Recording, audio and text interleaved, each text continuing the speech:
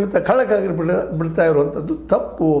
ಕಂದಾಯ ಅರಣ್ಯ ಅಂತೇಳಿ ಇರ್ತದೆ, ಅರಣ್ಯಕ್ಕೆ ಅಷ್ಟು ಉಪಯೋಗ ಮಾಡಿದ್ರೆ ಬೇರೆ ಉಪಯೋಗ ಮಾಡಬೇಡ್ರಿ ಅಂತೇಳಿ ಸ್ಪಷ್ಟವಾದ ಸಂದೇಶವನ್ನು ಕೊಟ್ಟಿದ್ದಾರೆ.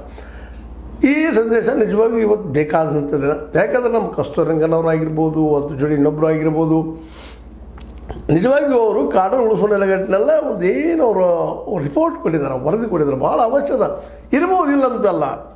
ಕಾಡಿನ ಬದಿಯಲ್ಲಿ ಇರ್ತಿರುವಂಥ ಜನರಿಗೆ ತೊಂದರೆ ಆಗಿರ್ಬೋದು, ಕಾಡು ಪ್ರಾಣಿಗಳಿಂದ ಇಲ್ಲ ಅಂತಲ್ಲ.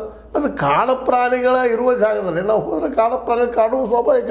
ಹಾಗಂದರೆ ಅವ್ರು ಪಾಪ ಬದುಕೋದಕ್ಕೆ ಜಾಗ ಬೇಕಲ್ಲ, ಎಲ್ಲದು ಬೇಗ ಜಾಗ ಅನ್ನೋದನ್ನು ವಿಚಾರ ಮಾಡಿದಾಗ ಅನೇಕ ನಮ್ಮಲ್ಲಿ ಜವಳಗಟ್ಟಿದಂಥ ಭೂಮಿಗಳಿದ್ದಾವೆ, ಸಾಕಷ್ಟು ಭೂಮಿ ಇದೆ, ಅಲ್ಲೆಲ್ಲ ಕಳೆದು ಮಾಡ್ಬೇಕಂತ ಹೇಳಿದ. ಅದಕ್ಕೆ ಅರಣ್ಯದಲ್ಲಿ ಏನಾದ್ರು ಬಿಟ್ಟುಬಿಟ್ರೆ ಅವ್ರು ಬದುಕ್ತಾರೆ. ಅವರು ಹೇಗಾದ್ರೂ ಬದುಕ್ತಾರೆ, ಅವ್ರು ನಂಬಿರ್ತಾರೆ ಅದನ್ನು ಹೇಗೆ ಬದುಕಬೇಕು, ಏನು ಹುಲಿ ಇರ್ಬೋದು ಮತ್ತು ಶಿವ ಇರ್ಬೋದು, ಅದ್ರ ಕಾಲದ ಹೆಂಗೆ ಉಳಿಬೇಕು ಅನ್ನೋದ್ರ ಬಗ್ಗೆ ಅವ್ರಿಗೆ ಪರಿಪೂರ್ಣವಾದ ಜ್ಞಾನ ಇರ್ತದೆ. ಮತ್ತು ಅವ್ರ ಅಭಿವೃದ್ಧಿನ ಬೇಕಾಗಿದೆ, ಇಲ್ಲ ಅಂತಲ್ಲ. ಅಭಿವೃದ್ಧಿ ಬೇಕಾದ್ರೆ ಅವ್ರು ಬರಲಿ, ಶಹರಕ್ಕೆ ಡೆವಲಪ್ ಆಗಲಿ, ಕಲೀಲಿ, ಓದಲಿ, ಯಾರು ಬೇಡ ಅಂತ ಹೇಳ್ತಾ ಇಲ್ಲ.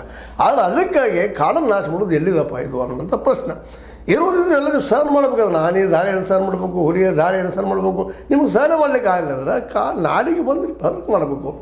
ಆ ಬದುಕನ್ನು ಕಟ್ಟಿಕೊಡೋ ಕೆಲಸವನ್ನು ನಮ್ಮ ಸರ್ಕಾರಗಳು ಮಾಡಬೇಕಾಗ್ತದೆ. ಆ ದಿಶೆಯಲ್ಲೇ ಬೆಳಗಾವಿಯ ತಳೇವಾಡಿ, ಏನು ಬೆಳಗಾವಿ ಜಿಲ್ಲೆಯ ತಳೇವಾಡಿ ಒಂದು ಕಾಡಿನಲ್ಲಿ, ಖಾನಾಪುರ ತಾಲೂಕಿನ ಕಾಡಿನಲ್ಲಿರುವಂಥ ಈ ಹಳ್ಳಿ ಜನರು ಇವತ್ತು ಶಿಫ್ಟ್ ಮಾಡ್ತಾ ಇದ್ದಾರೆ.